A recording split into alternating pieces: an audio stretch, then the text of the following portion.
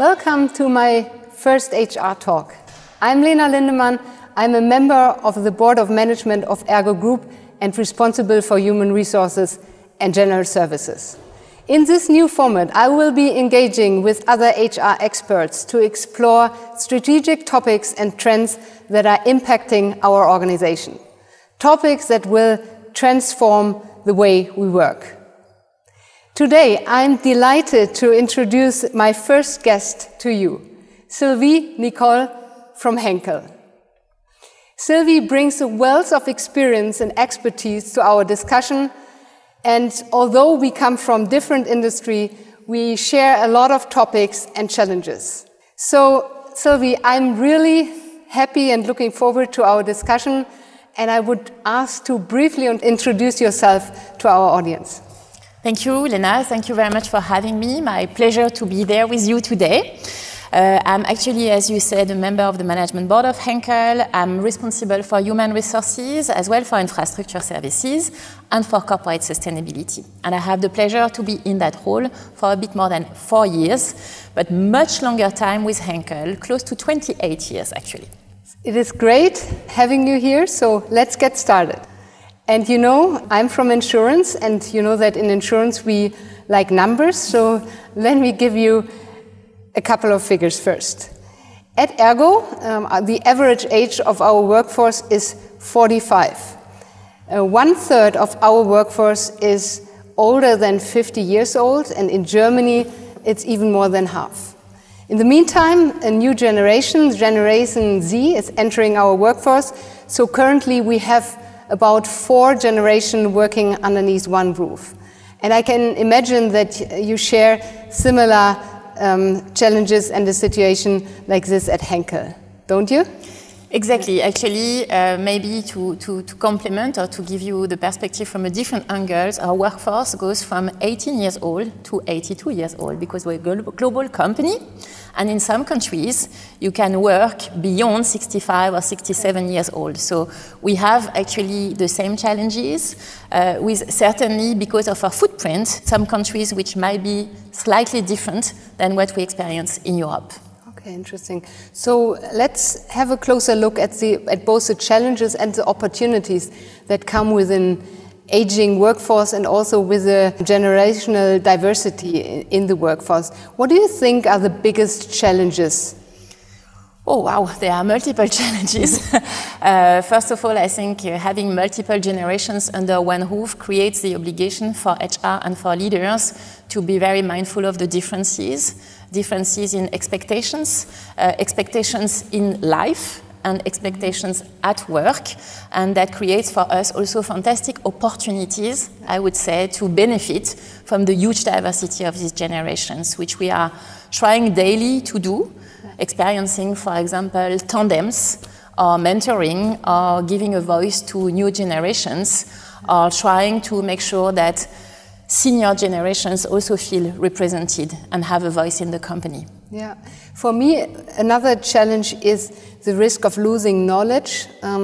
I think with such a great amount of people entering into retirement within the next years, there is a risk of losing institutional knowledge here.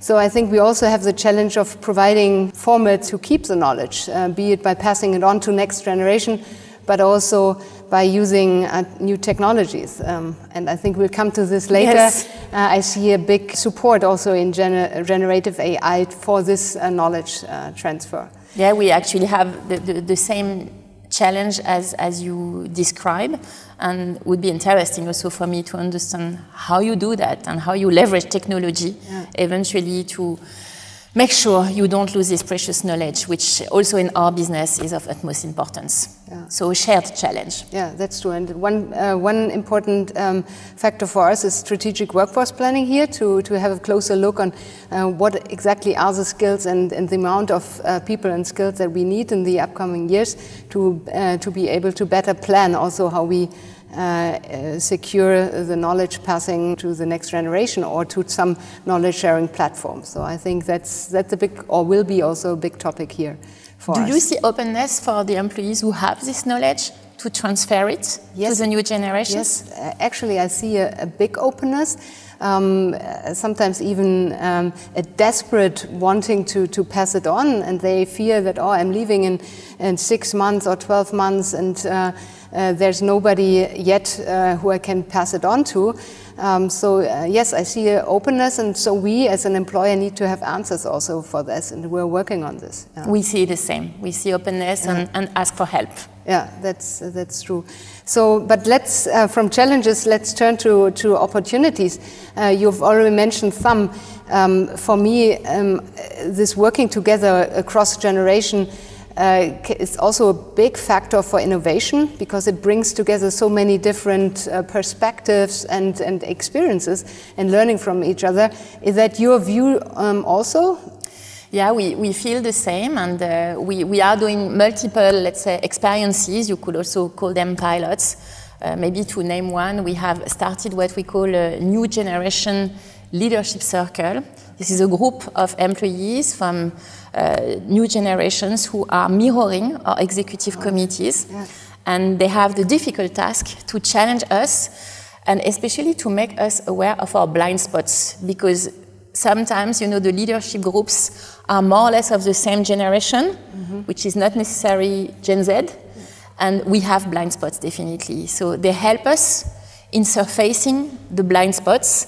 It's difficult, because for sure, we all come from different perspectives, but once you found a way, you get really interesting insights. I don't know if you have maybe similar formats. Yeah, actually, we've just started to pilot reverse mentoring, which has similar aspects.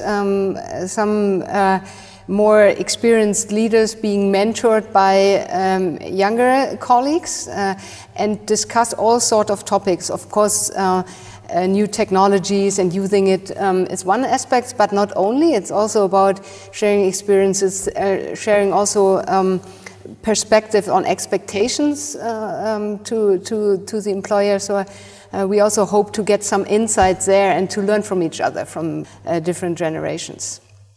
I think the opportunities also lie in the fact that sometimes we look at the differences between the generations, but we forget to look at the commonalities. Exactly. And when you start looking at what actually some generations have in common, you find more than what you thought.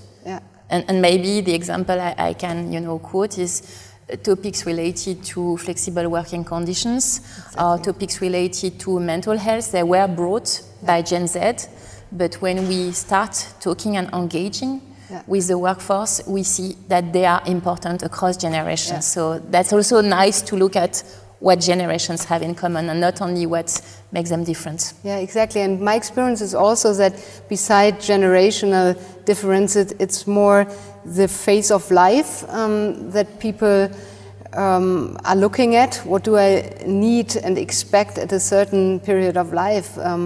And I've just had a discussion with our best trainees, and it was so clear to me that they were focusing on entering a career and on personal development and learning. And then at a different stage of life, it's rather on stability and benefits or flexibility in working time. So I think the focus should rather be on the phases of life than on the generational differences. I think that's, at least that's my experience. And I think it's a good way to think about it, phases of life, because it's, work is not an isolated thing. Exactly. Work is, part of your life, obviously.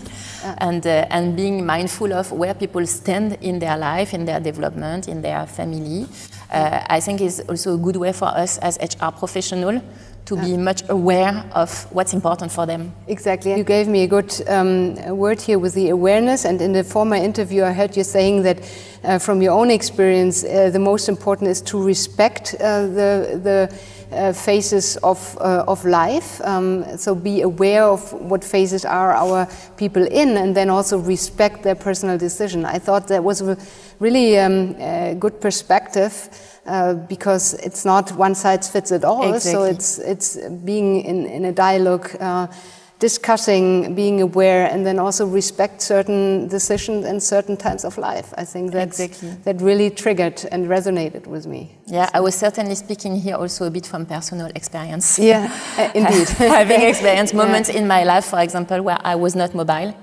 because my 3 kids were extremely young, and I thought it was not really the right moment where the company, Henkel, was very respectful of that, and at the moment where I was in a different phase of my life, other opportunities were coming that I could catch. And I believe if you have this ability to listen to these phases of life and to adapt as much as you can, and as much as it's a win-win, because sometimes it cannot work, sometimes you can make it work, then you get the best for the employee and for the employer. Yeah, that's really, I totally agree. And that also brings me to another question, where we can actually ensure generational diversity. And I think we need to focus on these different phases in life and along the entire employee life cycle. To really see what needs to be done. For example, what do we need in recruitment and onboarding, but also, and that's what you just said, in the development of our people, and not only focus on a certain generation, only on the below 30 years old, but also see maybe there are people that focused on their personal life and family in the first part, and then want to enhance their career. And that's also generational diversity. So along the employee life cycle. Yeah, maybe building on what you said, I was just reflecting, because I was, talking about my own experience when having kids. I had, kids at, I would say, early stage of my life, 27, but I also see colleagues having kids today at 45 or 46 years old. So it's certainly the same phase of life, but not the same age. So I also find that interesting for us as HR to reflect on that. But the moment and what happens in your life at this moment is certainly the same sort of experience, while 20 years of age difference. Yeah, and also different opportunities with regard to how job changes due to technological changes. The openness also to learn new jobs and to develop is also different from former times. So my experience is that people are much more open also to learn and to build up their skills, and that's also they're not limited to a certain period in career. I think there was a time where there was a certain fear of what you didn't know. Yeah, and today we are certainly getting a bit more casual with not knowing, because anyway, especially with digital, it's going so fast. Exactly. You can never know it all. You need to accept that you have knowledge gaps. And we become certainly a bit more open on accepting, okay, we need to get back to trainings, we need to learn new things, which certainly for leaders at times has been difficult to acknowledge that they didn't know something. Today the world is different. All of us, we always have something where we need to learn. Exactly, and we are forced to learn and develop. And this brings us to a topic that's probably also in your mind all the time, the new technologies, and in particular generative AI. So what is your personal view on it? Is it rather a risk or an opportunity? Well, it's as well a very challenging question, which is everywhere. And I also try to put my arms around it. And the more I think about it, the more I think first, it's not the El Dorado. It's not like, it's going to solve everything and all challenges we have. But it's certainly a fantastic opportunity. As long as we go step by step, we don't go too fast in thinking it's going to solve everything, and we need to adapt extremely fast on everything. On the other hand, I'm really convinced that there is no way to escape. Some people still think, oh, maybe, no, there is no way to escape. It's like I always compare that to when we had our first computers, because I've been living that period. First computer, you need to use it every day. There was no way out. Now AI is there, it will be there even more. We need to adopt it, I think. I've been reading somewhere that the time we will invest into AI will be, 10% in designing, 20% in technologies, and 70% in supporting people and process change. And I tend to believe that's where the biggest change will come. So no job certainly in the future will go without a touch of AI. But it's not that it will completely change everything we do today, at least for HR. Yeah, I would I look at it in the same manner. I see it as an opportunity also to support and to make our work and life easier. And I sometimes think of it as a new colleague also, that we need to get used to and also to work together with, and also delegate some work maybe. But that's also a change and an adaptation, and I think it takes time, and we need to help our people. And I think, as you were saying, the worst thing we can do is not knowing and not getting familiar, because then I think it just rolls over. And so we need to control, and also the speed and the opportunities there. I like your new colleague image. I think it's a very good one. Yeah, it sometimes also takes the fear of it, because everybody's always looking for new colleagues to take some of the work, and maybe we just look at AI as one of these new colleagues that helps us and makes our life easier. And you would certainly not leave a new colleague alone. You would certainly coach and get to know and understand, and also put your perspective on the relationship. And I think with AI it's the same. You cannot just let it go.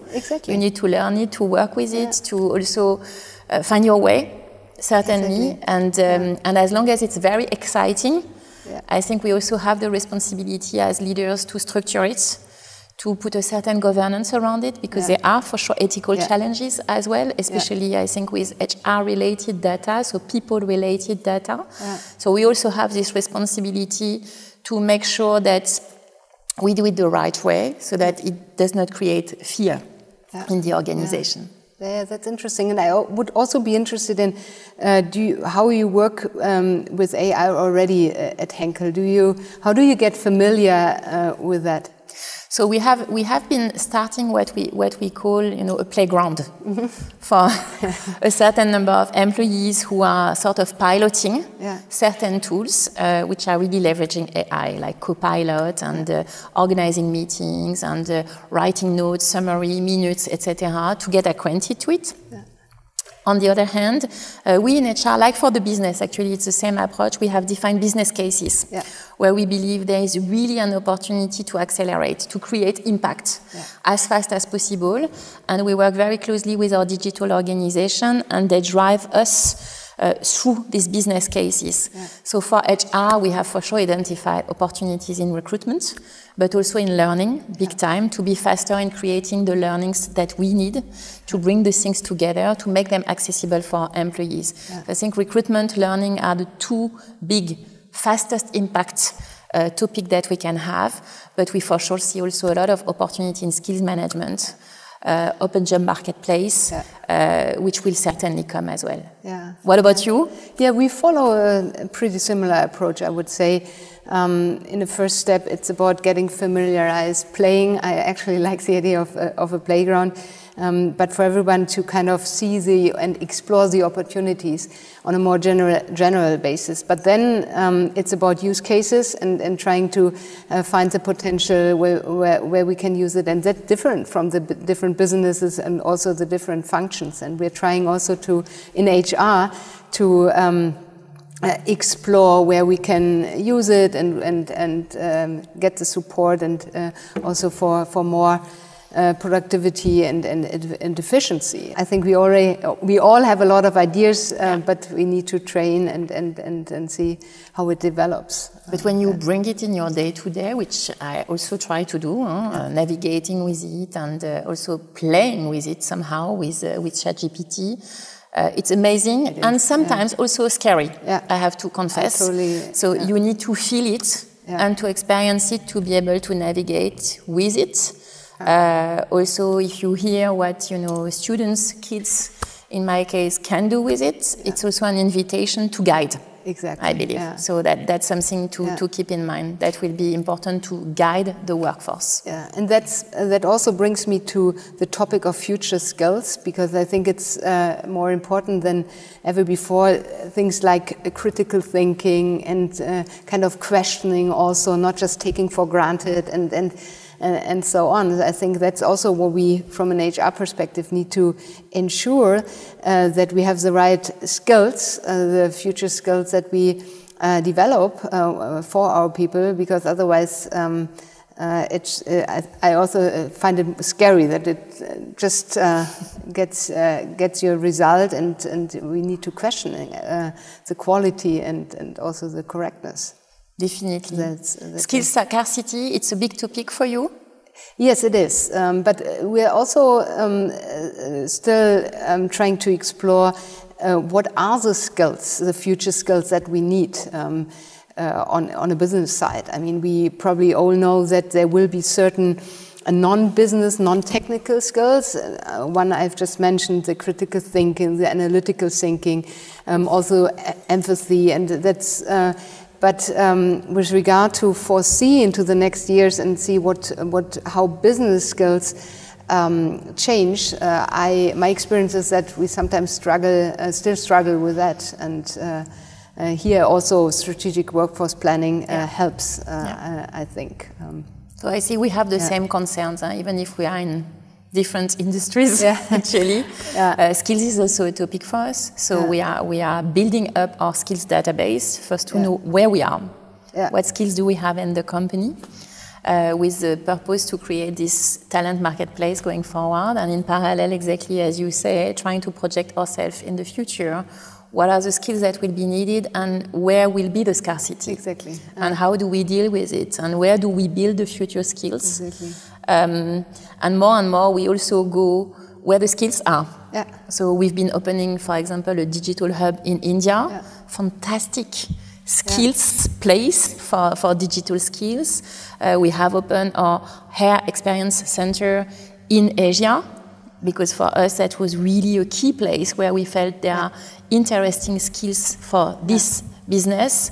Or developed a new engineer hub in Spain, in Montornès, where we have a big factory, because that's where we felt there are some skills that we really need. So more and more we go where the skills are, but we need to make sure that they travel afterwards, and that we can also sometimes bring them where we need them in the future. So that will be one of the big stakes of the future for us. Yeah. That's very interesting, because I've just been to India, and what I found eye-opening again is that the topic of skill scarcity is so relevant for everyone, across the globe, from different perspective. While in Germany, in Europe, and in other Asian countries, it's rather looked at from a demographic perspective as scarcity in people and then skills. And in India, I mean, there are so many people and a growing nation, but still there's a topic of skills scarcity, and I think we can learn a lot from how they deal with it on a company level, on a state level, and so that's really interesting. Also, when we look at where are the skills in the future, and how do we get them. There's also certainly a political component to it, because there, as you said, demography, but also, you know, what in some countries governments or education system have been pushing. What we experience in China, for example, is that we will certainly be confronted with scarcity of production workforce, because there was a clear push to bring everybody to university. Okay. Yeah. And then working in factories in the future for this group of people who have been developed and educated in university is not necessarily fitting. So that is something for us definitely to address going forward, because we will continue to manufacture. That's in the essence of what we do. So it's sometimes about demography, about education system. So from one country to another, very different situation when it comes to skills management, obviously. Yeah, that's very interesting. Looking at the next 5 to 10 years, what do you think do we have to expect? I mean, it's hard to ask, because sometimes it's even difficult to imagine the next 5 to 10 months. But still, from our perspective as HR experts, how do you personally look into the future? Yeah, it's a broad question, so I would certainly say that change is here to stay. We are surrounded by high speed of change, be it in technologies, in workforce expectations, sometimes also in political instability, and that certainly will be with us for the years to come. And therefore, I think our responsibility as HR is to make sure that the culture of the company is permanently adapting to this need for change, and that we develop thoughtful leaders, and we manage to keep a very engaged workforce. Yeah, I totally agree. I think managing change taking care that people are resilient, our organization is resilient. I think that's probably the biggest challenge we will face. And I have another thought I just want to share or add to the discussion.